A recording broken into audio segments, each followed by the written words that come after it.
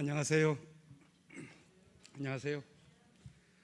서울로에서 진행하는 성서학당 두 번째 시간에 참여해 주신 모든 분들 감사합니다. 여기는 한일교회 예배당입니다. 온라인으로도 함께 진행을 할 텐데요. 대부분의 교회가 각자 교회 프로그램들을 하는데 이번에 서울로에서는 아시다시피 역사적 예수와 바울의 도전이라는 제목으로 연속 강좌를 마련했습니다. 이 강좌를 진행할 수 있도록 협력해 주시고 장소를 제공해 주신 한일교회 이승구 목사님, 그리고 교회 여러분, 특별히 찬양으로 봉사해 주실 성가대 모든 분들께 진심으로 감사드립니다. 저는 향림교회를 심호하고 있는 김희원 목사입니다. 교회가 이전하는 바람에 교회당이 지금 신축 중이라서 없어요. 근데 모처럼 이렇게 수요일 저녁에 이렇게 차분하게 예배당에 앉아서 함께 찬양 음악에 맞춰 기도를 드리니까 고향에 온 것 같은 느낌이 듭니다. 예수 그리스도 안에서 우리가 한 형제 자매가 된 신앙을 고백하는데 그 믿음의 길을 함께 찾아가는 복된 시간인데요. 이 시간 함께 참여할 우리 모두에게 기쁨이 되기를 바랍니다. 예배 이 강좌의 시작을 서울로의 초원교회에서 섬기고 계시는 박병석 장로님께서 기도해 주시면서 시작하겠습니다.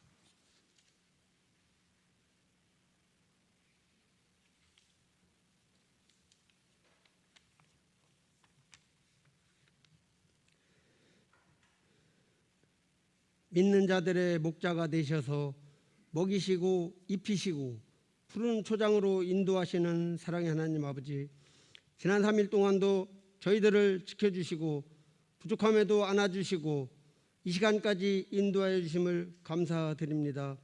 사랑의 하나님, 우리에게 허물이 있다면 용서하여 주시고 긍휼히 여겨 주시사 주님의 크신 사랑으로 회복되고 치유되는 시간 되기를 원합니다. 사랑의 하나님, 지난 3일 동안도 폭우로 인하여 많은 수재민들이 발생하였습니다.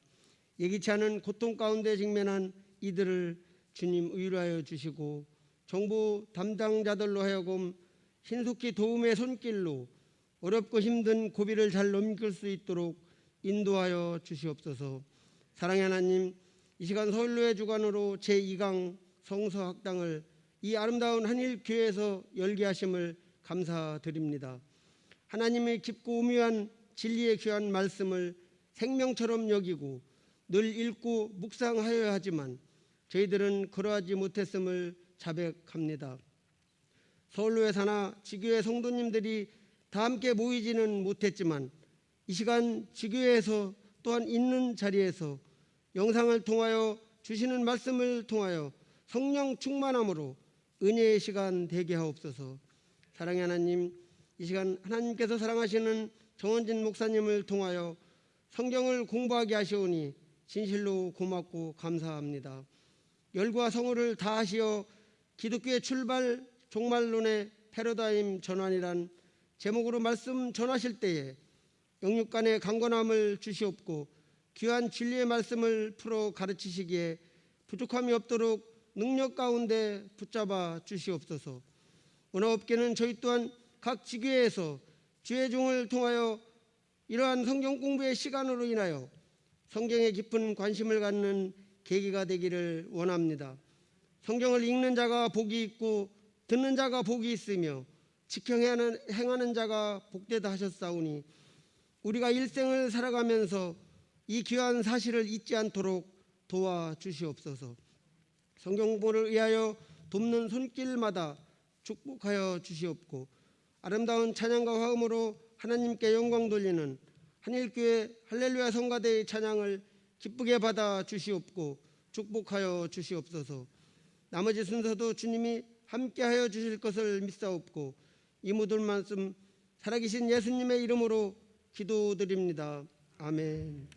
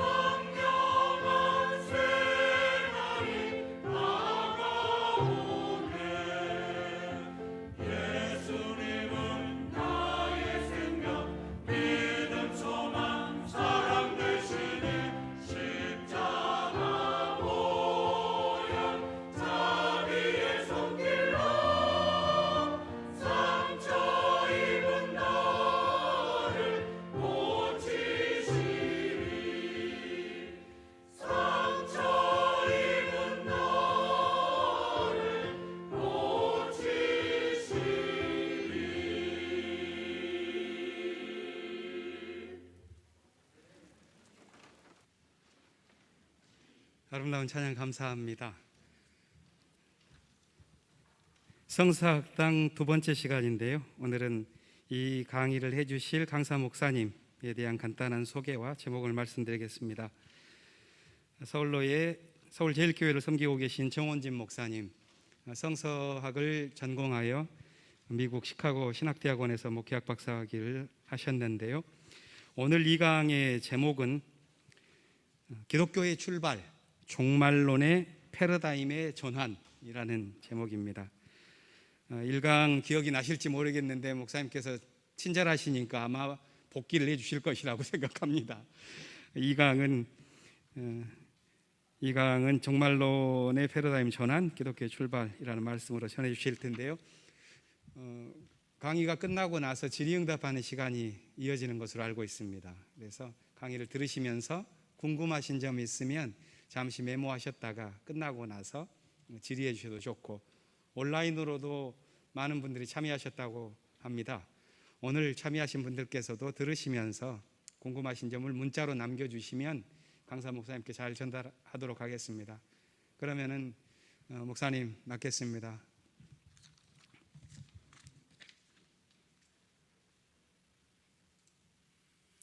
예, 또 뵙습니다. 정원진입니다.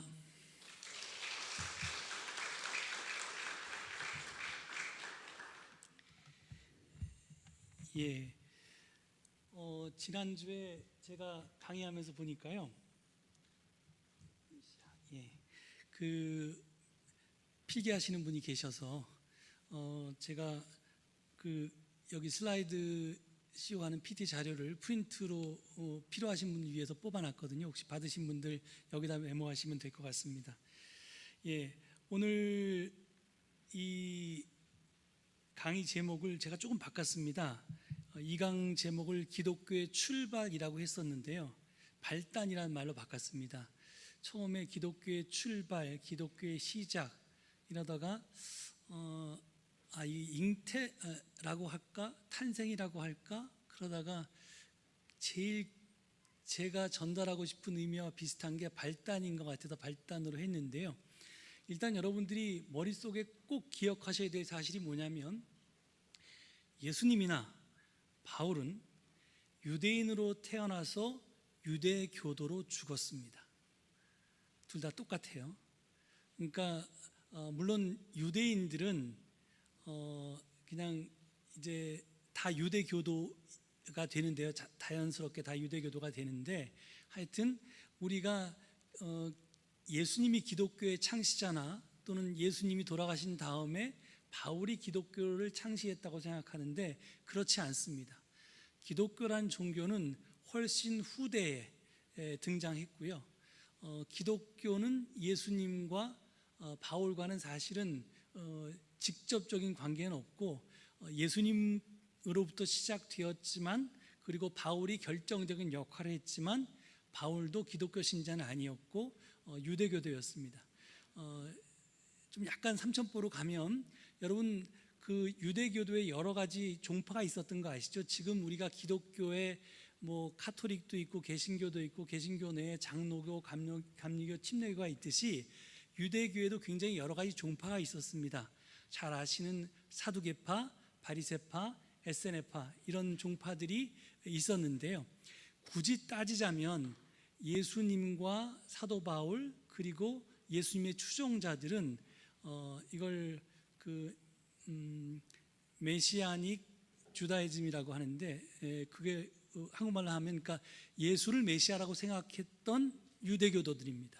그래서 하나의 소종파였다고, 유대교의 하나의 소종파로 출발했는데, 나중에 이제 후대에 가서 2세기 정도서부터 기독교와 유대교가 분리되기 시작합니다. 그래서 제가 이 제목이 어려웠던 거예요. 예수님에게서 기독교가 시작됐는데, 출발했는데 기독교가 탄생한 건 아닙니다.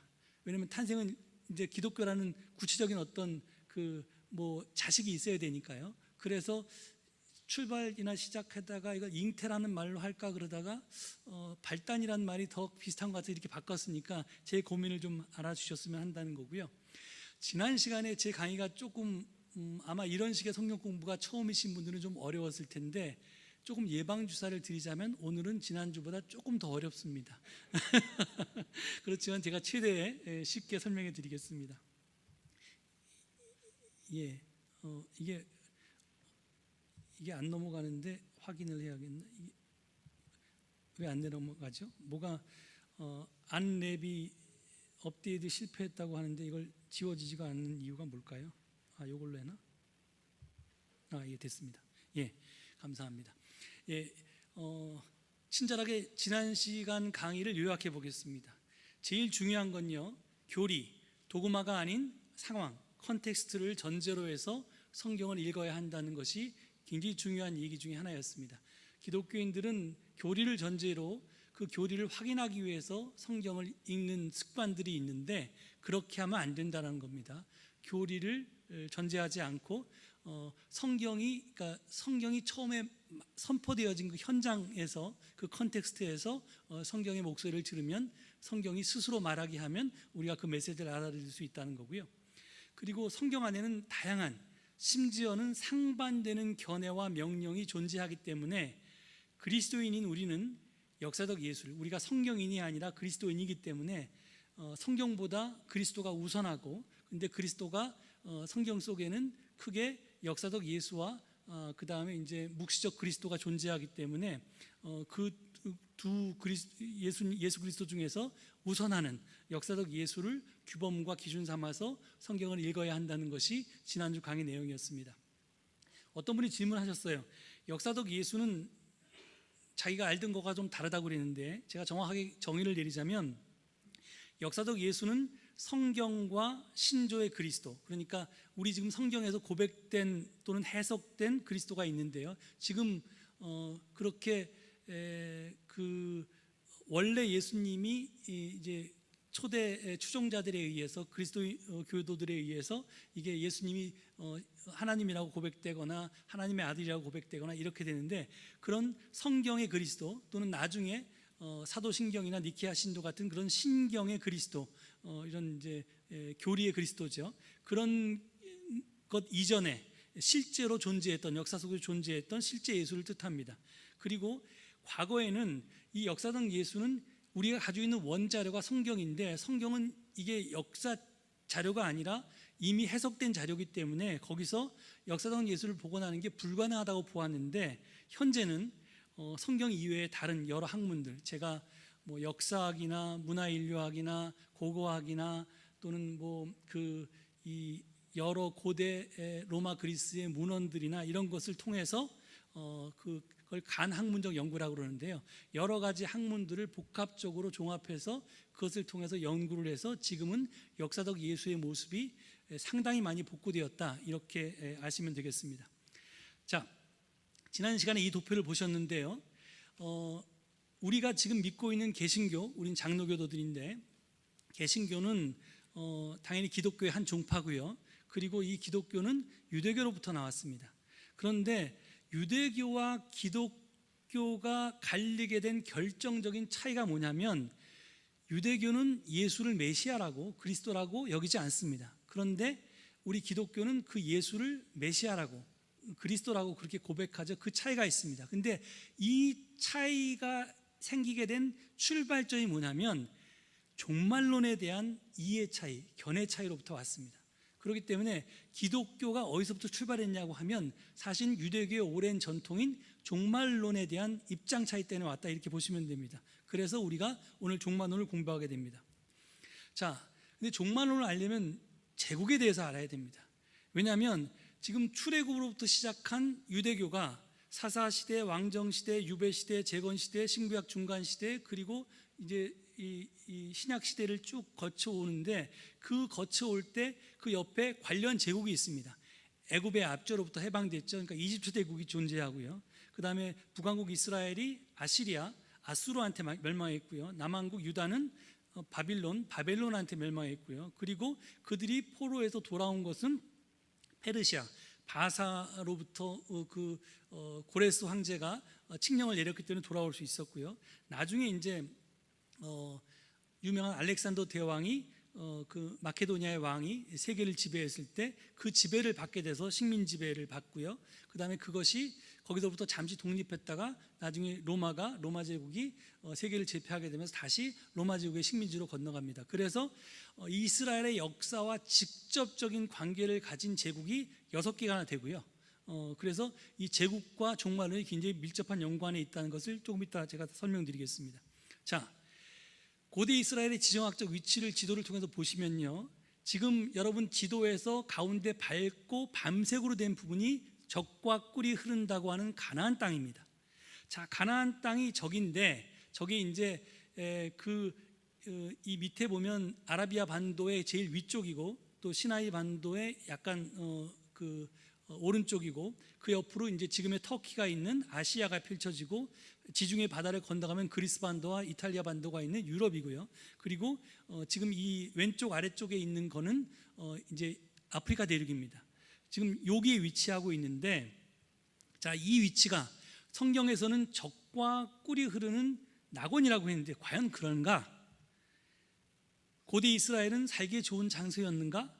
하나님이 주신 약속의 땅의 안보와 안전과 안정과 평온은 어땠을까? 그것은 매우 살기에 위험한 장소였습니다. 왜냐하면 아프리카 대륙과 아시아 대륙과 유럽 이 세 대륙이 교차하는 지점에 가나안 땅이 위치하고 있기 때문에 그렇습니다. 마치 우리나라가 중국과 일본 사이에 끼어 있으면서 중국이 일본을 쳐들어갈 때 한반도를 거쳐야 했고, 또 일본이 뭐 중국을 치겠다, 뭐 내가 중원의 뭐 주인이 되겠다 이럴 때 한반도를 거쳐야 됐던 것처럼 이 중간에 반드시 들릴 수밖에 없는 게 이스라엘의 가나안 땅이었다는 겁니다. 그래서 이집트, 메소포타미아, 아시리아, 바빌론, 메데, 페르시아, 마케도니아, 이게 마케도니아 그리스죠, 로마 등이 자기의 영토를 넓혀서 제국적인 야심을 취할 때마다 반드시 가나안 땅을 지나야 했습니다. 그래서 침략을 그러니까 외세의 침략을 하나님께 불순종한 죄의 결과라고 말하는 신학은 나쁜 신학이다, 이렇게 결론을 내릴 수밖에 없습니다. 왜냐하면 신명기 28장이 그렇게 고백하고 있는데요, 한반도가 잘못돼서 이게 침략을 당한 게 아니라 일본이나 중국이 잘못해서 침략을 당한 거 아니에요. 우리가 죄를 지어서 침략을 당한 게 아니에요. 일본의 야심이, 중국의 야심이 자기의 영토를 팽창하는 것 속에서 우리가 희생자가 된 거죠. 죄의 결과가 아니듯이 마찬가지라는 겁니다. 이스라엘이 처해 있던 지정학적 위치 때문에 이스라엘은 늘 제국에게 시달림을 당했고 침략당할 수밖에 없었던 것입니다. 자, 지도를 보고 확인하겠습니다. 자, 왼쪽 지도가 지금 아프리카 대륙, 아시아 대륙, 유럽 대륙의 지금 이제 삼각형의 가운데 가나안 땅에 위치한 거고요. 그 다음에 지금 오른쪽 지도는 이집트 제국이 있을 때 이집트 제국 바로 옆에 지금 가나안 땅이 위치한 걸 알 수 있습니다. 자, 아시리아 대륙의 지금 영토가 이만큼 컸는데요, 이 아시리아 대륙 영토에 지금 가나안 땅이 포함되어 있죠. 다음 사진은 바빌론 제국의 영토에 여기도 또 가나안 땅이 포함되어 있습니다. 페르시아 제국의 영토는 더 커졌는데 이것도 당연히 이제 가나안 땅도 포함됐고, 그건 페르시아는 지금 아프리카 땅의 일부까지, 유럽의 일부까지도 지금 차지하고 있습니다. 더 넓어졌던 마케도니아 제국도 마찬가지고요. 거기도 유럽 제국에서부터 저쪽 인도까지 그 아시아를 침략했고, 밑으로 아프리카 대륙도 다 침략돼 있어 지금 가나안 땅도 포함되어 있습니다. 로마 제국은 지중해 연안을 몽땅 차지했는데 거기도 가나안 땅이 지금 들어가 있습니다.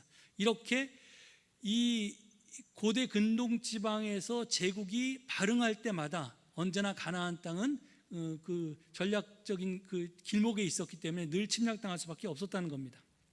자, 여기서 질문 하나 던집니다. Divine, Son of God, God from God, Redeemer, Liberator, Lord, Savior of the world, God incarnate, 이런 이름으로 불렸던 사람이 있었습니다. 자, 한국말로 번역하면 예수가 이 세상에 존재하기 전부터, 아니 예수가 결코 이 세상에 존재하지 않았을지라도 1세기 지중해 세계에서는 이미 분명히 인간이면서 신, 하나님의 아들, 하나님의 성육신, 하나님으로부터 난 하나님, 주님, 해방자, 구원자, 구세주 등의 신적인 칭호로 불리던 사람이 있었습니다. 그는 다름 아닌 누구냐면 로마의 황제 아우구스투스입니다. 여러분 잘 아시는 것처럼 로마의 역사를 보면 로마는 왕정으로 출발했다가 공화정으로 바뀌고요, 나중에 제국이 됩니다. 그 제국의 일대 황제가 아우구스투스였는데 그 아우구스투스는 사실은 원래 이름이 아니었고 이게 예배 받기에 여기 아우구스투스는 라틴어고요. 이게 똑같은 이 로마는 그 공식 언어가 라틴어였고요. 그 다음에 이제 그 당시에 세계에 있는 마케도니아 그 헬레니즘을 한 그 알렉산더 대왕이 그리스 문화를 전파하는 바람에 세계 공용어는 그리스어였습니다. 그래서 두 언어를 다 사용해서 로마가 무슨 뭘 기록할 때는 한편은 라틴어로 기록하고 한편은 그리스어로 기록했는데 아우구스투스하고 세바스토스는 하나는 라틴어고 하나는 헬라어입니다. 그리스어입니다. 이게 무슨 말이냐면 예배 받으시기에 합당한 분이란 뜻입니다. 그러니까 아우구스투스 이름이 아니에요. 그러니까 목사님 같은 교수님 같은 그런 일단 칭호 비슷한 거였습니다. 근데 나중에 이제 고유명사처럼 불리긴 하는데요. 근데 우리가 주목할 건 뭐냐면요. 도대체 그 아우구스투스가 왜 그리고 어떻게 이런 신적인 칭호들을 갖게 되었을까에 대한 답을 찾아야 합니다. 아까 예수님을 이해하려면 예수님이 사셨던 그 시대적 상황 속에서 예수님을 놓고 봐야지만 예수님이 어떤 분인지 볼 수 있고 그의 메시지를 확인할 수 있는데 로마 황제나 로마 제국을 이해하지 못하면 예수님을 이해할 수 없게 됩니다. 지금 확인하셨듯이 우리가 신약 성서에서 예수님에게 돌려줬던 모든 칭호는 예수님에게 돌려지기 전에 먼저 아우구스투스에게 돌려졌던 칭호였기 때문에 특히 그렇습니다. 자, 이 프리에네라고 이 지금의 터키 지방에 있는 한 고대 도시가 있는데요. 거기 신전이 있었습니다. 그 신전의 상인방, 우리로 얘기하면 대들보 같은 그런 이제 뭐 광화문 현판 같은 게 이제 상인방입니다. 그 신전의 입구에 상인방에 글자가 써 있었어요. 그 글자를 보면 프리에네 신전의 상인방 문구를 보면 이 프리에네라고 하는 도시에 기원전 323년에 공사를 시작할 때는요, 아테나 폴리아스라고 하는 이 아테나는 전쟁의 여신인데요. 이 도시의 수호신인 아테나에게 헌정하기 위해서 그 아테나 신을 숭배하기 위해서 신전을 짓기 시작했는데 이 신전이 300년 뒤에 완공됐을 때는 아테나 신 여신뿐만 아니라 소위 시저, 로마의 황제 시저도 같이 기념하기 위해서 이 신전이 추가됩니다. 그래서 임페라토르 시저 카이사르가 추가되는데요. 여기 뭐라고 써 있냐면 영어로 바뀐 걸 읽어보면 The people dedicate this to Athena Polias and to the Imperator Caesar, the son of God, the God Augustus 이렇게 됩니다. 이걸 우리나라 말로 번역하면 백성들이 이 도시의 수호신 아테나와 황제 카이사르에겐 동의어로 하나님의 아들 하나님 아우구스투스께 이 신전을 봉헌합니다. 그런 뜻입니다. 자, 이게 이제 이 아까 제가 던진 질문의 답인데요. 왜 아우구스투스가 인간이면서 신적인 어떤 칭호와 대접을 받았느냐라는 거가 여기 나오는데요. 여기 이제 핵심적인 게 임페라토르라고 하는 단어입니다. 자, 초대 로마 제국의 초대 황제 아우구스투스를 일컫는 첫 번째 칭호는 임페라토르입니다. 이 임페라토르가 라틴어인데요. 이것을 보통 황제라고 번역되는데 이 말의 원뜻은 세계의 정복자, 군사적인 승리자라는 뜻입니다. 그래서 군사적으로 세계를 정복했기 때문에 승리했기 때문에 그 다음에 칭호들이 따라붙는 겁니다. 하나님의 아들이기도 한 이유가 정복자이기 때문이고요. 예배를 받으시기에 합당한 분이라는 칭호도 정복자이기 때문에 그런 거고요. 이런 신적인 칭호들이 이 첫 번째 칭호로부터 파생된 겁니다. 이렇듯 카이사르의 신적인 칭호들은 성육신 프로그램과 화육의 과정에 관한 것으로 승리가 카이사르 안에 성육신에 있음을 뜻했습니다. 이게 굉장히 어려운 말처럼 들리는데 뭐냐면 왜 이 카이사르가 신적인 존재가 될 수 있었냐면요, 전쟁은 신만이 승리할 수 있다고 생각한 거예요. 고대인들은, 로마 사람들은, 로마 이전의 사람들 다 그렇게 생각했습니다. 그러니까 신이 우리를 도와주셔야지만 그 전쟁에 승리하는 거예요. 그러니까 제일 먼저 하는 일이 뭐냐면 이스라엘 사람들이 옛날에 그 전쟁 갈 때 어떻게 했어요? 언약궤를 가지고 나갔잖아요. 하나님이 그 전쟁터에 가서 전쟁을 진두지휘해야지 이긴다고 생각했잖아요. 그거하고 똑같아요. 로마의 승리는 그 아테나라고 하는 전쟁의 신이나 이런 여신들이 이 화살을 로마를 향해서 쏘면 로마가 승리하는 거고요. 만약에 또 반대로 뭐 다른 나라를 향해서 편을 들면 그 나라가 승리하는 겁니다. 그러니까 승리는 누구 때문이에요? 신 때문이에요. 그런데 이 신이, 그 승리의 신이 누구냐면 아우구스투스에게 들어와서 그가 전쟁을 승리로 이끌었기 때문에, 즉 신의 성육신이라는 거예요. 화육이라는 거예요. 신이 인간의 모습을 한 게 아우구스투스라는 겁니다. 그래서 인간 아우구스투스는 승리를 통해서 신이 인간의 몸으로 성육한 존재라고 그렇게 여겼던 겁니다. 그렇기 때문에 아우구스투스는 인간이면서 신적인 대우를 받았던 겁니다. 우리가 잘 아는 말, 여러분들 교회 다니시면서 로마의 평화, 그리스도의 평화, 이거 많이 들으셨죠? 설교 시간에도. 로마의 평화가 뭐냐면 바로 승리를 통한 평화였습니다. 나하고 적이 있으면요, 이 적을 전쟁을 통해서 정복해버리고요, 그 다음에 그 폭력적인 승리를 통해서 얻은 안정. 왜냐하면 내가 이제 힘이 월등하게 우월하니까 나한테 정복당한 사람은 꼼짝 못하는 거 아니에요? 나한테 대들면 다 죽임을 당하니까. 그러니까 아무 소리 못하고 그냥 굴종하는 거예요. 상대방이 끽소리 못하고 굴복한 상태를 평화라고 했습니다. 그래서 이게 로마의 평화는 기본적으로 군사력을 바탕으로 한 평화고요, 안보하고 직결되어 있습니다. 자, 그런데 이 아우구스투스와 로마는 승리를 통한 평화의 과정일 뿐 그것을 창안하지 않았습니다. 단지 그 과정을 완성했을 뿐입니다. 자, 이게 뭐냐면, 무슨 말이냐면, 아우구스투스가 승리를 통한 평화를 실질적으로 완성해서 그가 신적인 존재로 로마 세계에서, 왜냐하면 세계 역사상 가장 넓은 대륙을, 땅덩어리를 차지했으니까요. 그리고 그 전에 내전을 통해서 수많은 사람들이 고생했기 때문에 그것이 굉장히 혼란했는데 그걸 평정했기 때문에 이제 그가 그렇게 신적인 존재로 됐는데, 근데 이 승리를 통한 평화는 이 사람이 고안해낸 게 아니라는 겁니다.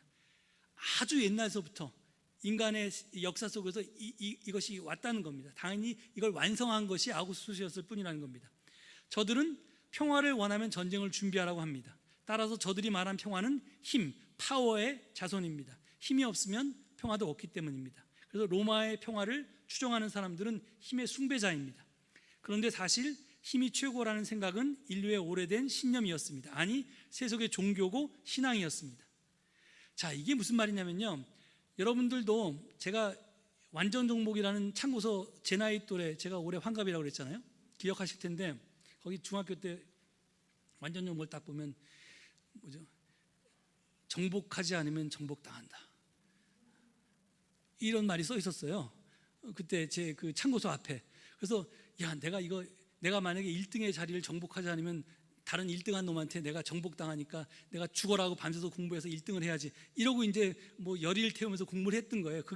이게 뭐냐면 소위 힘의 숭배자들이 하는 얘기입니다. 자, 근데 이게 어떻게 됐냐면, 여러분 옛날에 원시 시대에는 모계사회였다 그러잖아요. 왜냐하면 사냥을 하거나 뭐 채취를 하려면 노동력이 제일 중요한데 그 노동력을 누가 공급해요?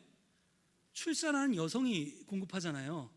사람을 누가 낳냐면, 남자가 그 출산에 관여한다는 것에 대해서 뭐 잘 몰랐을 뿐만 아니라 알았다고 하더라도 엄마가 제일 중요한 거예요. 그래서 모계 중심의 사회였습니다. 그런데 그때는 죽어라고 노동해봤자, 기껏해봤자 자기네들이 겨우 먹고 살 만큼의 음식을 채취할 수 있었거나 사냥할 수 있었을 뿐이에요. 그런데 이게 석기 시대가 청동기 시대로 바뀌고 그 다음에 철기 시대로 바뀌어서 이제 생산력이 늘어나니까 한 사람이 일해서 한 사람 이하나 한 사람이 겨우 입에 풀칠할 정도의 음식만 가질 수 있는 게 아니라 생산이 늘으니까 한 사람 반의 생산력이 된 거예요. 그러니까 반 사람분이 더 늘어나잖아요. 그러니까 어떤 사람은 나는 일 안 하고 그냥 저놈 먹고 뺏어야지, 이렇게 생각이 든 거예요. 그러니까 그 다음부터는 뭐냐면 아기를 낳는 사람이 아니라 힘 있는 남자가 지배하게 된 거예요, 세상을.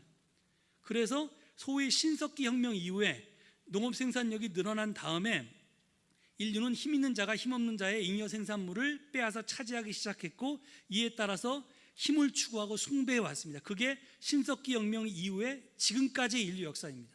그리고 그 힘은 옛날엔 당연히 무력이었죠. 군사력이었는데 지금은 이제 좀 세련돼져서, 옛날에 서부 시대가 아니잖아요. 그냥 빵빵빵빵 쏴서 사람을 죽이는 게 아니라 지금은 내가 남들을 이기려면 어떻게 해요?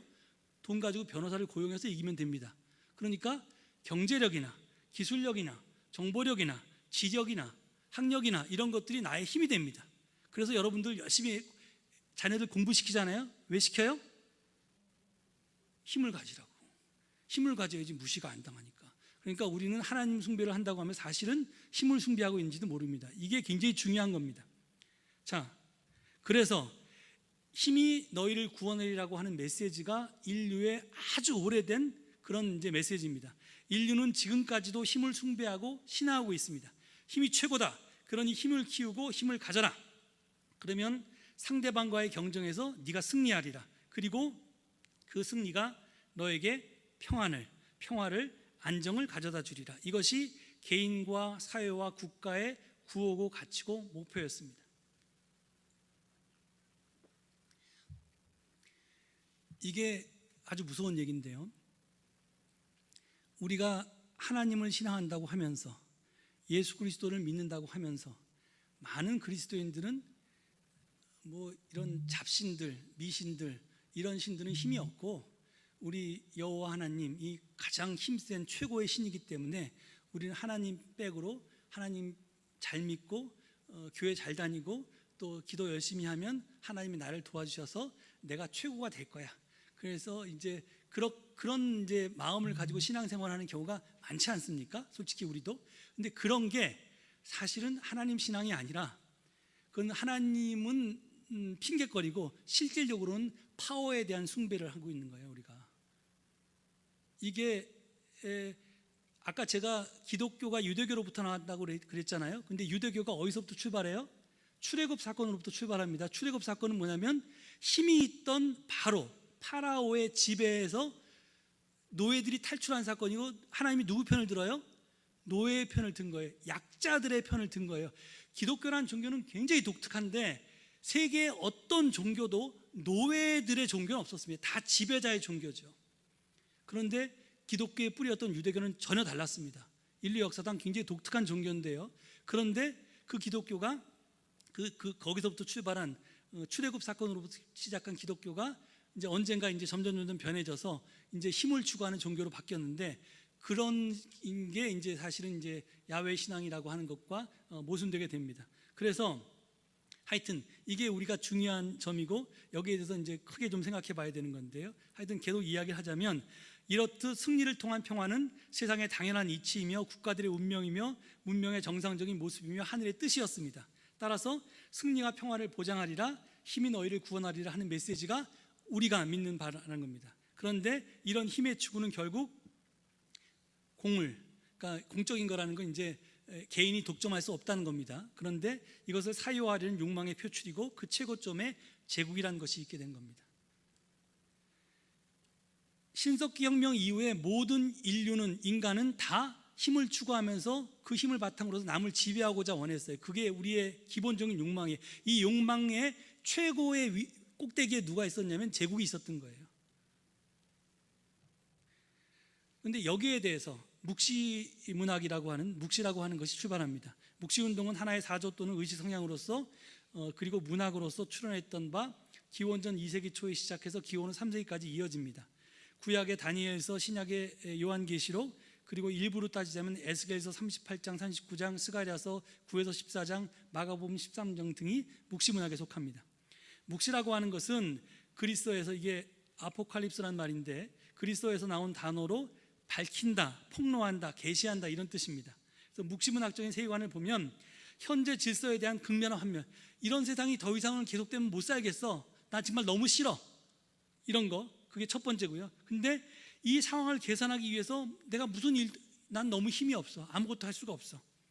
그런데 이 세상이 계속돼서는 내가 살 수가 없으니까 이 세상이 바뀌길 원해요. 근데 이 무익한 시대는 곧 막을 내리자는 확신, 이 세 가지 것들이 이 바램들과 이 요구들로 이루어진 게 이제 묵시론적 세계관입니다. 자, 다니엘서 7장을 보면 여러분 기억을 좀 더듬어 보세요. 다니엘서 7장을 보면 이게 묵시 문학이라고 그랬잖아요. 땅을 위협하는 바다의 혼돈, 카오스로부터 솟아난 4마리의 큰 짐승들이 등장합니다. 하나는 사자 모양을 하고 있었고요, 하나는 곰의 형상을 하고 있었고요, 하나는 표범의 형상을 하고 있었고요, 다른 하나는 뭐라고 표현할 수 없는데 하여간 무서운 짐승이었어요. 근데 이 4 짐승은 각각 4개의 제국을 상징했습니다. 바빌론, 메데, 페르시아, 그리고 뭐라고 표현할 수 없는 그 무서운 짐승은 마케도니아. 여러분 잘 아는 알렉산더 대왕이 세계를 정복했을 때 그 마케도니아입니다. 이 마케도니아가 왜 다른 제국과 달랐냐면요, 그 전에는 무슨 청동기에서 철기 정도에서 뭐 칼 가지고 싸우고 창 가지고 싸우고 그랬는데, 이 마케도니아의 알렉산더 대왕이 어떻게 세계를 점령했냐면요, 이 아버지 때부터 개발한 이 대형 무기가 6m짜리 창이에요. 그 창과 방패를 가지고 이렇게 세우고 전진한 다음에 적이 오면 이렇게 앞을 향하는 거거든요. 그리고 삥 둘러요. 한 뭐 100명이 같이 이게 원을 만들어서 뚱 둘리면 적이 말을 타고 오건 뭘 타고 오건 간에 같이 이렇게 있으면 다 창에 찔려 죽을 거 아니에요. 그래서 여태까지 보지 못한 무기로, 보지 못한 잔인한 방법으로 세계 그 전쟁에서 승리합니다. 그래서 이게 이제 이게 사자나 곰이나 표범하고 표현할 수 없이, 이건 뭐라고 형용할 수 없는데 엄청나게 무서운 짐승이다, 이렇게 표현된 겁니다. 근데 놀라운 건 뭐냐면 이 제국들을 상징하는 것들이요, 짐승들로 동물화되어 있습니다. 그러니까 의인화가 아닌 동물화가 중요합니다. 근데 반대로 13절에 보면 인자, 사람의 아들은 사람의 아들 같은 이가 나와서 그 혼돈, 카오스를 극복하는데, 이 사람의 모습을 한 이가 등장하는데, 이것이 하나님 나라는 인자, 사람의 아들로 의인화됩니다. 그래서 제국은 짐승과 같은 나라고 땅에서 생겨난 나라고 일시적인 나라인데 비해서 하나님 나라, 유대인들이 그렸던 그 천국 같은 하나님 나라는 인간적인 나라고 하늘에서 생겨난 나라고 영원한 나라라고 그렇게 이제 묘사되어 있습니다. 이게 묵시문학입니다. 자, 그런데 이제부터 본격적으로 종말론 이야기를 합니다. 시간이 없어서 제가 좀 빨리 진행하는데 나중에 혹시 질문이 있으면 그 설명을 좀 자세히 드리겠습니다. 자, 이 종말론이라고 하는 것은 이스라엘의 역사 속에서 경험했던 제국 경험과 깊이 연관되어 있습니다. 이스라엘의 탄생이 이집트 제국으로부터의 탈출, 엑소더스에서 시작했죠. 그래서 이스라엘 사람들이 가지고 있던 초기의 신앙이 뭐였냐면, 세계는 하나님께 속해 있고, 왜? 하나님이 창조주니까. 하나님이 세상을 만들었어요. 세상의 주인이에요. 그리고 그 하나님은 정의로우세요. 약자들을 편드세요. 그래서 이 히브리들의 억울함을 울부짖었더니 거기에 응답하셨던 거예요. 그래서 해방이 돼서 가나안 땅에, 약속의 땅에 정착을 했는데, 그 다음 그 가나안 땅이 아까 말한 것처럼 계속해서 열강들의 각 축장에서 아프리카에서 메소포타미아 지방으로, 메소포타미아에서 유럽으로 왔다 갔다 할 때마다 그 길목에 위치해서 맨날 침략을 당하니까, 여러 제국에게 끊임없이 침략을 당하니까 그들이 가지고 있는 신앙과 현실이 조화가 이루어지지 않는 거예요. 왜냐하면 정의가 아닌 불의가, 공평이 아닌 차별이, 평화가 아닌 전쟁이, 선이 아닌 악이 만연해 있는 겁니다. 그러니까 그들의 세계관과, 아니 하나님은 살아계신가? 하나님이 살아계시다면 도대체 우리의 이 억울한 문제를 왜 해결을 안 해주시지? 우리는 언제까지 이 잔인한 이놈들한테 이렇게 수탈을 당해야 되지? 우리 일제 30년 동안에 우리 조상들이 맨날 그렇게 기도했다는 거 아니에요? 새벽 기도하다. 하나님 언제까지입니까? 언제 우리를 구해 주시렵니까? 이스라엘 사람은 똑같이 그렇게 기도한 거예요. 근데 그들이 발견한 다음은 뭐냐면, 해결책은 God will overcome someday. 하나님께서 언젠가 미래의 어느 날 승리하실 것이다. 모든 것을 극복해 주실 것이다 라고 하는 그런 신앙을 갖게 된 겁니다. 지금은 우리가 이렇게 말도 안 되는 상황 속에서 고통당하고 있지만, 언젠가는 하나님이 반드시 이 문제를 해결해 주실 거야, 이 믿음 때문에 그들은 죽지 않고 버틸 수 있었습니다. 그게 종말론, 에스카톨로지입니다.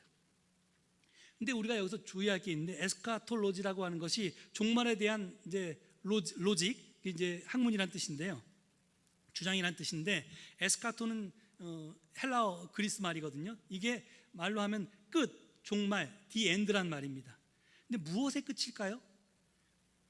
많은 기독교인들이 오해하는 게 있는데, 종말을 세상의 종말, 말세라고 생각해요. 영어로 하면 the end of the world라고 생각합니다. 그런데 종말은 결코 그런 말이 아닙니다. 지금 문제가 뭐로부터 출발했어요? 제국 때문에 출발했잖아요. 악인들 때문에 출발했잖아요. 그러니까 끝장나야 될 건 세상의 끝이 아니라 악이 끝장나야 되고, 불의가 끝장나야 되고, 억압이 끝장나야 되고, 착취가 끝장나야 되고, 폭력이 끝장나야 되는 거예요. 결국 종합하면 제국이 끝장나야 되는 거예요. 그래야지만 하나님 나라가 도래한다는 거예요. 그래서 종말은 파괴, 디스트로이와 아무런 관련이 없습니다. 왜냐하면 창세기 1장을 보면 하나님께서 세상을 창조할 때마다 보시니 좋았다, 보시니 좋았다, 보시니 참 좋았다, 이렇게 당신이 창조한 세상에 대해서 감탄 또 감탄하세요. 그런 세상을 하나님 왜 스스로 파괴하시겠어요? 그러니까 종말로는 파괴에 관한 것이 아닙니다. 아니고 그럼 뭐냐? 난장판이 된 세상을 깨끗이 청소하고 악으로 더럽혀졌으니까 이상적인 세상을 회복하는 것에 관한 겁니다. 그래서 역사적 예수학자들은 종말론을 뭐라고 표현하냐면 하나님의 세상 대청소라고 표현합니다. The Great Divine Cleanup of the Earth라고 표현합니다. 하나님의 지구 대청소. 왜냐하면 이 세상이, 지구가 악에 의해서, 폭력에 의해서, 억압에 의해서, 제국에 의해서 난장판이 돼서 하나님이 창조하신 아름다운 세상이 다 망가져 버렸으니 이제 어떻게 해요? 다시 원래 상태로, 창조 때 보기 좋았다고 하신 그 상태로 회복시키는 것을 뜻합니다. 그래서 이것이 예수님께서 가르치는 기도, 하나님의 뜻이 하늘에서와 같이 땅에서도 이루어지는 현실을 가르칩니다. 우리가 예수를 믿는 이유는요, 죽어서 천국 가는 게 다가 아니에요.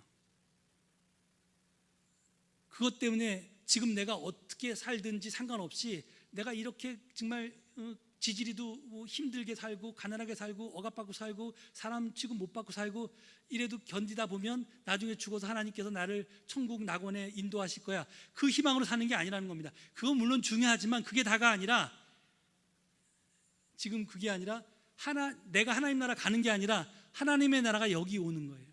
그게 종말이라는 겁니다.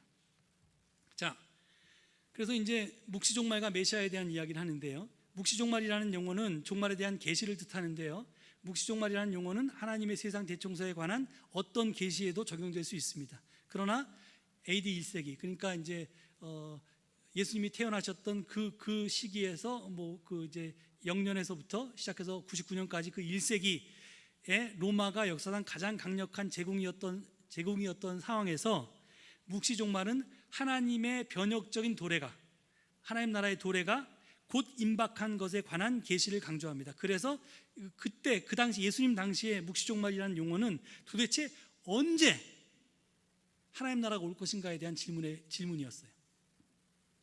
그리고 히브리어로 메시아, 그리스어로 크리스토스, 그리스도라고 하는 것은 종말을 위해서 하나님이 기름 부으신 대리자, 당신의 그 사자죠, 그 대리자를 뜻했습니다. 즉 하나님의 백성을 위해서 하나님 나라를 하늘로부터 이 땅 위로 가져오는 분이 바로 메시아적인 인물이었습니다.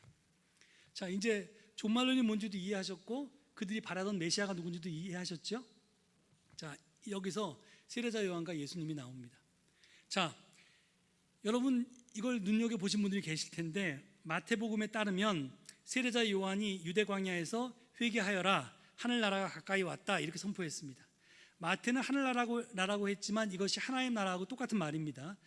하나님이라는 용어를 유대인으로서 이렇게 입 밖에 내는 것이 불경스럽다고 생각해서 이걸 하늘나라라고 바꿔서 표현했을 뿐이지 똑같은 말입니다.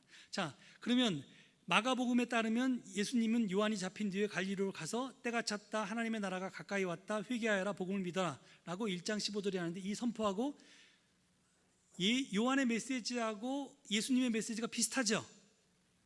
이게 뭘 뜻하냐면 처음에 예수님은 요한의 세례운동에 동참했다는 것을 뜻합니다.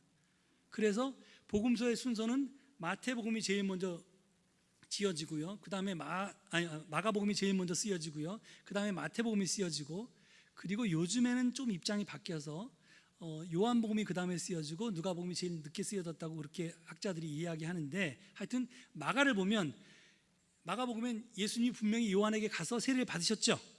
다른 사람이 세례 받을 때 예수님도 그 중에 한 명으로 받습니다. 그런데 마태복음은 뭐라고 되어 있냐면, 예수님이 세례를 받으러 가니까 요한이 뭐라 그래요? 아이고 선생님, 이게 웬일이세요? 제가 선생님한테 세례를 받아야지 선생님이 어떻게 저한테 세례를 받으세요? 이렇게 저항을 했다고 이렇게 얘기합니다. 그런데 이제 누가복음은 어떻게, 뒤에 요한복음은 거기에 대해서 예수님이 세례 받았다는 말 자체가 기록에 없어요.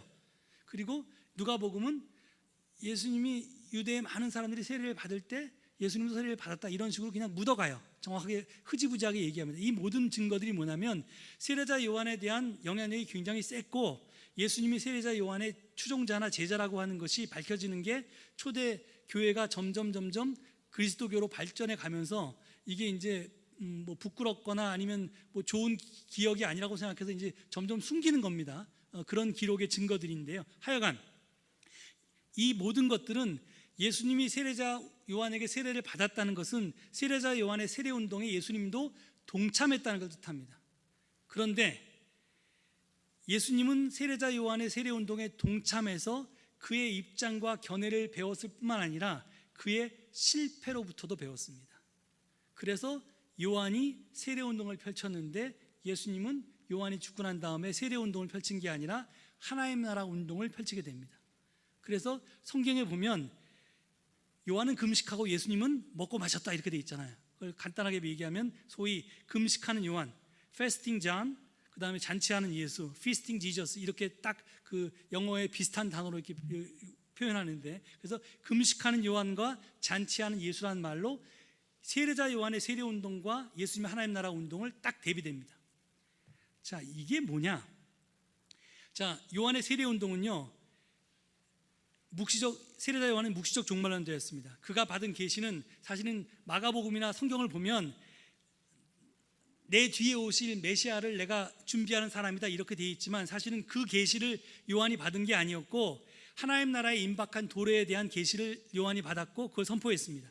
그런데 요한이 생각하기에 왜 도대체 하나님 나라가 오지 않느냐 하면 사람들의 죄 때문에 하나님의 전면적인 개입이 늦어지고 있다고 그렇게 믿었습니다. 그래서 자기 의견에 동조하는 사람들을 요단강 동쪽 광야로 불러내서 강을 건너면서 세례를 받게 하고 깨끗이 씻어가지고 그 다음에 이제 약속의 땅에 들어가게 했습니다. 그래서 이 사람의 숫자가 점점 차서 지금 이제 일정한 숫자가 돼서 정화가 되면 그 다음에 하나님께서 지체 없이 이 세상에 도래하실 거라고 이렇게 믿었습니다. 그래서 세례 운동을 한 거죠. 그런데 그렇게 오신 하나님은 어떤 분이냐면요, 복수하는 하나님입니다. 좋은 열매는 맺지 않는 나무는 다 찍어서 불에 던지고 알곡은 곳간에 모아들이고 쭉정이는 꺼지지 않는 불에 태우실 그런 심판하시는 하나님입니다. 죄인은 심판하고 의인은 구원하는 게 요한의 하나님입니다. 그런데 다음 시간에 우리가 배우겠지만 요한은 선회개 후 구원이었다면 예수님은 선구원 후 회개입니다. 수고하고 무거운 짐 자들아 다 내게로 오라, 내가 너희를 편히 쉬게 하라 합니다. 여기 보면 수고하고 무거운 짐진 자는 죄인이건 의인이건 여자건 남자건 이방인이건 유대인이건 뭐 장애인이건 정상인이건 상관없이 다 오는 거예요. 의인만 부른 게 아니라 다 오라고 하십니다. 그리고 쉬게 하십니다. 그러면 그 사랑에 감복한 사람들이 회개하게 되는 겁니다. 행실이 바뀌게 되는 겁니다. 이게 전혀 다릅니다. 패러다임이 달라지는데, 이게 세례자 요한의 세례 운동과 예수님의 하나님 나라 운동의 차이점인데, 그래서 하여튼 이게 달라지는 겁니다. 이제 이 심판하는 주가 아니라 이제 요한은 그랬다는 거죠. 그런데 재밌는 말은 요한은 이걸 바랬는데, 하나님이 도래할 걸 바랬는데 도래는 누가 했어요? 헤롯 안티파스가 도래해서 요한을 잡아 죽였습니다. 그래서 복수하는 통치자가 도래했습니다. 자, 예수님 자신과 그의 첫 제자들, 12제자들과 후대의 추종자들, 처음 그리스도인들은 종말과 묵시 종말과 메시아에 대해서 전혀 다른 비전을 갖게 됩니다. 요한의 실패를 통해서 다르게 생각하게 된 겁니다. 예수가 하나님의 세상 대청소에 대해 해석한 것은 당시 유대인들의 보다 일반적인 기대와 근본적으로 달랐습니다. 이런 예수의 새로운 해석은 유대교 안에서의 혁신적인 패러다임 전환이었습니다. 그래서 예수가 하나님의 세상 대청소에 대해서 세상에 대한 새로운 해석을 함으로써 시작된 패러다임의 변화는 마침내 세상을 변화시키는 것으로 발전하게 됩니다. 그리고 사람들은, 그런 예수를 옳다고 믿은 사람들은 그 예수가 그리스도라고 고백하게 된 겁니다. 그래서 거기로부터 기독교가 발전하게 됩니다. 자, 그럼 뭐가 달랐나?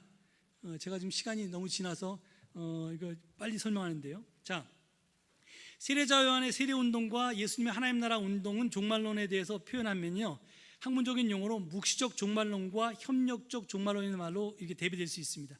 가장 큰 게 뭐냐면요, 하나님 나라는 임박했다는 겁니다. 임박한 게 얼마나 임박했냐면요, 손을 내밀면 하나님 나라가 닿을 만큼 가깝다는 겁니다. 근데 아직 오진 않았어요. 그래서 아직 오지 않았고, 그래서 하나님 나라는 미래에 도래합니다. 커밍 순, 개봉박도 이겁니다. 그런데 이게 요한의 입장이었다면 예수님은 하나님 나라는 이미 와 있다고 고백한 겁니다. 현재 있다는 겁니다. already, 이미 와 있다. 하나님 나라의 방법은, 도래하는 방법은 초월적 개입. 하나님께서 갑자기 인간 세상에 딱 뚫고 들어와서 기적으로 모든 걸 인터벤션, 개입하셔가지고 아까 악인들을 심판하는 폭력을 쓰시면서 그걸 일시에 평정해 버리는 걸 뜻했습니다. 요한의 하나님 나라 방법은요, 도래 방법은. 근데 예수님은 신과 인간의 협력, 콜라보레이션, 코오퍼레이션, 그래서 그 방법도 비폭력적입니다. 그리고 이 하나님 나라의 주체가 소위 세례자 요한은 세례 운동은 독점이죠, 모노폴리입니다. 그래서 요한이 혼자 그 세례 운동을 합니다. 그래서 요한이 잡아 죽이니까 어떻게 돼요? 그 운동은 더 이상 확산되지 않습니다. 끝나버립니다. 근데 예수님은 십자가에 달려 돌아가셨죠? 그 운동이 끝났어요? 안 끝났습니다. 왜? 예수님은 프랜차이즈였거든요. 그래서 당신과 똑같은 복제품을 여기저기 만들어놨어요. 그래서 예수님이 돌아가셔도 예수님의 제자들이 그 운동을 계속하는 겁니다. 그래서 독종과 분산이라는 굉장히 큰 차이가 있습니다. 자, 묵시종말에 관해 예수가 들은 대답은 이랬습니다. 하나님 언제 오세요? 도대체 언제까지 우리의 고통을 못 본 척하고 계세요? 이렇게 사람들이 요구하니까 예수님 뭐라 그랬냐면, 야, 이 바보야, 너희가 하나님을 기다리듯이 하나님도 너희를 기다리고 계셔. 하나님 나라는 임박한 것이 아니라 이미 시작됐어. 그러니 지금 여기에 와 있는 하나님 나라 안으로 너희들이 들어가서 그것을 참여하고 그걸 누리기만 하면 돼. 이렇게 예수님이 말한 겁니다. 그래서 요한처럼 금식을 하지 않고 잔치를 벌였습니다. 그래서 열린 밥상 공동체를 통해서 지금 여기서 누구나 하나님 나라를 체험할 수 있게 했습니다. 데스몬드 투투 주교가 이런 말을 했는데요. 하나님은 당신 없이 아무것도 안 하신다. 당신은 하나님 없이 아무것도 할 수 없다. 이 말은 뭐냐면, 우리가 하나님이 세상을 구원하시는데 당신 혼자 안 하신다는 말은 수도 없이 들었죠. 출애굽 사건도 모세를 통해서 했고, 하여튼 이스라엘 구원도 예언자들을 통해서 했고, 계속 당신의 어떤 누군가를 세우잖아요. 인간의 협조를 바라시잖아요. 하나님은 그렇게 하신다는 겁니다. 하나님이 이렇게 개입해서 일거에 다 해결하는 게 아니라 어떤 협조자를 통해서 그걸 해결하신다는 겁니다. 그래서 하나님은 당신 없이 아무것도 안 하시고 당신은 하나님 없이 아무것도 할 수 없다는 말을 데스몬드 투투 주교가 했습니다. 자, 그래서 협력적 종말론이라는 게 뭐냐면, 하나님 나라는 하나님 혼자 이룰 수 있는 것이 아니고요, 반드시 우리의 참여와 협력이 필요합니다. 하나님의 세상 대청소는 하나님이 혼자 진공청소기를 들고 하는 것이 아니라 우리도 빗자루, 걸레, 먼지떨이들을 들고 하나님을 거들어야만 하는 것입니다. 그것이 바로 참여적 종말론, 협력적 종말론이라고 하는 겁니다. 손바닥이 이렇게 딱 마주쳐야 소리가 나듯이 이미 시작된 하나님 나라의 확장과 완성은 하나님과 우리의 협력과 협동이 필요한 겁니다. 그래서 이미 와 있는 하나님 나라가 아직 전면적으로 실현되지 않았기에 그 이미와 아직 사이 시간 동안에 우리가 필요한 겁니다. 그게 그리스도인의 소명입니다. 예수님이 사람들을 부른 이유는요, 제자들을 부른 이유는 바로 그 하나님 나라를, 이미 와 있는 하나님 나라를 세상에 전면적으로 확장하는데 네가 하나님의 도구가 되라고 우리를 초청하는 겁니다. 그리스도인은 바로 그런 사람들이고요, 그런 사람들이 집단적으로 모여 있는 게 바로 교회라고 하는 겁니다. 오늘 일단 강의는 5분이나 지났는데요, 여기서 마치고 여러분의 그 질의응답을 받겠습니다. 여기서 부족한 거는 다음 시간에 또 실질적인 성경 구절을 통해서 제가 지금 한 말이 구체적으로 예수님이 어떻게 사셨는지 삶의 모습으로 제가 구체적으로 말씀드리도록 하겠습니다. 감사합니다. 일단 박수를 좀 치시고요.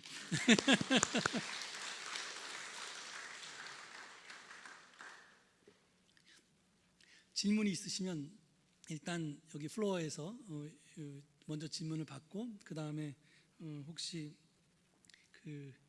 인터넷으로 질문해 주신 분이 계시면 그렇게 하도록 하겠습니다. 이거 어떻게 끄죠? 이거 끄면 되나? 이거 자동으로 꺼졌군요. 질문 없으면 그냥 넘어가셔도 되는데요. 질문 있으신 분들은 질문을 해주셔도 좋겠습니다. 좀 어려워서 죄송합니다. 오늘은 종말론이라는 개념과 패러다임이라는 이런 단어 같은 게 여러분들이 굉장히 익숙하지 않을 수 있는데, 하여간 중요한 건 유대인들이 전통적으로 역사 속에서 하나님 나라를 기다려왔고 거기에 대한 소망이 종말론인데 그 종말론에 대한 유대인들의 기존의 해석이 예수님에 의해서 완전히 바뀌었다. 그것이 사실은 완전히 바뀐 게 아니라 정확하게 얘기하면 제가 구약을 강의하면 구약의 본래 이스라엘 출발의 계승이라고 볼 수 있는데 그 계승이 맥이 끊겼던 것이 예수님을 통해서 다시 확인된 겁니다.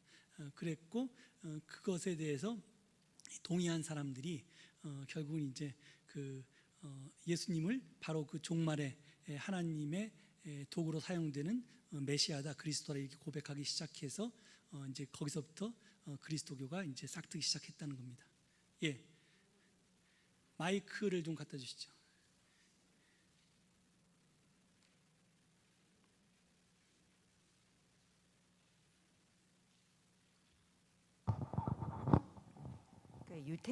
유태교에서 바랐던 그 하나님 나라는 단순히 이제 악의 종말인 그런 상태라고 해야 되나? 그분들이 바랐던 하나님 나라는 어디에 구체화되어 있는지 그런 거에 대해서 조금 궁금해요. 그러니까 예, 하늘의 뜻이 뭐 땅에 이루어진다고 했을 때 조금 그 제국이나 이런 악의 모습은 뭐 동물화돼서 굉장히 좀 더 우리한테 이렇게 들어오는데 그 하나님 나라의 구체성이랄까. 예, 아까 말씀드리면 이제 그렇게 되면 이제 제가 구약을 강의해야 되는데 구약에 대한 건 제가 강의하면 월권이라서 거기까지는 자세히 말씀 못 드리고요. 간단하게 말씀드리면 아까 제가 하나님 나라가 제국에 반대된다고 그랬잖아요. 그러니까 하나님의 나라는 하나님이 통치하는 나라입니다. 제국은 황제가 통치하는 나라죠. 그 황제는 카이사르일 수도 있고 아니면 헤롯일 수도 있고 뭐 이집트의 바로일 수도 있습니다. 이 두 가지의 차이는 소위 힘의 독점을 가지고 자기가 최고에 올라서서 모든 사람들을 짓누르는 거였고요. 하나님 나라는 하나님의 아버지가 돼서 모든 세상에 있는 인류들을 똑같은 자녀처럼 같이 먹이고 평화롭게 사는 겁니다. 이 구체적인 모델이 뭐였냐면 소위 사사시대, 판관시대 때 왕이 없던 이스라엘이었습니다. 그래서 이스라엘은 왕을 두지 않았던 거예요. 출애굽 이후에. 왜냐하면 바로가 하나님의 자리에 앉아서 자기네들 못 살게 굴었기 때문에 우리는 절대로 왕을 두지 않겠다. 그래서 십계명의 제1계명 나 외에 다른 신을 섬기지 말라. 이 말은 다른 말로 하면 나 외에 그 누구도 너희의 왕이 될 수 없다는 말입니다. 그래서 나 외에 다른 신을 섬기지 말라는 말을 종교적인 메시지로만 들으면 상당히 오해하시는 겁니다. 그 말은 종교적인 메시지는 물론 담고 있지만 그걸 넘어서 누구도 이스라엘의 통치자가 하나님 외에 다른 사람이 하나님 자리에 올라서는 안 된다는 겁니다. 그게 하나님 나라의 구체적인 모습입니다. 이스라엘은 사사시대 때 소위 그 힘을 독점한 지도자가 존재하지 않은 경험을 해서 그 평화시대를 무려 200년간이나 누렸습니다. 그렇기 때문에 그 경험이 그 역사적 경험이 하나님 나라에 대한 희망으로 계속 남아 있었고 그 시대, 그 사사시대가 다행히 에집트와 그 다음에 메소포타미아 지방, 그러니까 아프리카, 메소포타미아나 유럽 지방에 아주 거대한 제국이 등장하지 않았던 그 짧은 시기였습니다. 이 정도 대답 드리겠습니다. 다른 질문? 예. 질문이 꽤 기네요. 예. 프리엔의 신전의 상인방 문구를 해석할 때 그리스 신들이 등장하는데 더 선 오브 갓을 신의 아들이 아닌 하나님의 아들로 해석하는 이유가 궁금합니다. 예, 이 하나님은 뭐 제가 말할 때 이게 뭐 똑같은 말이에요. 그러니까 지금 우리 개신교인들은 우리의 신을 하나님이라고 유일신이라고 해서 하나에다 플러스 님을 붙여서 이렇게 표현하는데 이거는 사실은 한국 사람만 쓰는 특별한 그런 말이고요. 세계 어디에도 이런 말을 쓰지는 않습니다. 그래서 God 하면 God 할 때 대문자 God을 쓰면 쓰기도 하고 소문자 God을 쓰기도 하는데 그게 다 신이죠. 그래서 그리스는 당연히 이 그리스 로마 시대는 다신론 사회였기 때문에 그때 신의 아들이라는 뜻이지 그가 우리가 유대교나 기독교가 얘기하는 하나님은 아닙니다. 그냥 보편적인 뭐 하느님이나 또는 뭐 신의 아들이라고 그렇게 말씀하시기 맞는데, 그냥 여러분들 이해하시기 편하라고 제가 하나님의 아들이라고 그랬는데, 그건 이제 두 개는 혼동하지 마시기 바랍니다. 예, 약속한 시간이 3분이 지났습니다. 한 분만 더 질문 받까요? 어떻게 할까요? 아니면 그냥 여기서 끝내도 됩니다. 예, 오늘 예?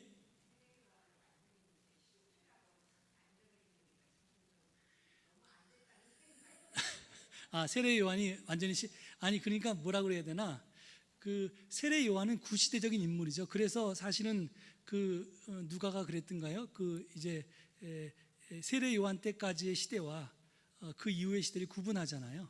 그 이유가 이제 소위 묵시적 종말론의 시대와 소위 메시아닉 종말론의 시대, 그러니까 협력적 종말론의 시대를 딱 구분하는 거라고 보거든요. 그러니까 구시대적 세계관을 가지고 있었던 거죠. 그게 뭐 시대적 한계일 수도 있고 인간적인 한계일 수도 있고 그럴 수 있습니다. 근데 하여간 우리가 세례자 요한을 믿는 종교가 아니라 예수를 그리스도라고 믿는 종교이기 때문에 그렇죠. 예수님의 종말론에 대한 재해석을 토대로 해서 기독교가 출발한 겁니다.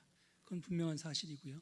그리고 물론 지금은 우리가 예수님이 새롭게 내렸던 종말론에 대한 해석이 지금은 또 많이 왜곡되어 있습니다. 왜냐하면 최초의 유대교가 가졌던 종말론에 대한 해석이 끝까지 유지되지 못하고 이스라엘의, 예를 들어서 우리가 그리스나 로마의 침략을 받으면 나도 힘을 가져서 로마를 점령하고 싶잖아요. 그게 인간의 기본적인 어떤 욕망이잖아요. 내가 당했으니까 당한 만큼 되갚아 주겠다는. 근데 힘에 대해서 힘으로 하는 것이 그게 영원하게 평화를 가져오는 게 아니라 물론 잠시 이 휴전 상태가 될 수는 있지만 궁극적인 평화를 가져올 수 없다는 게 예수님의 생각이고요.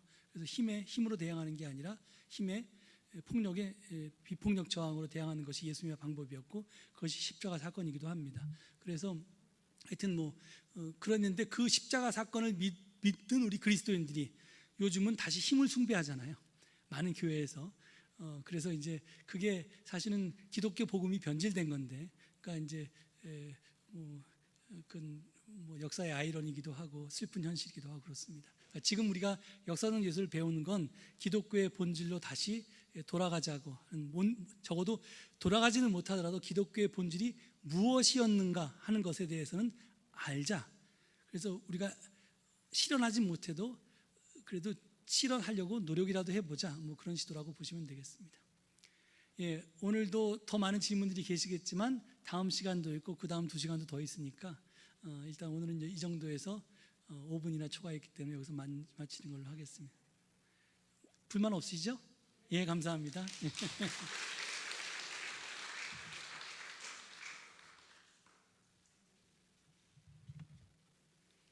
고맙습니다.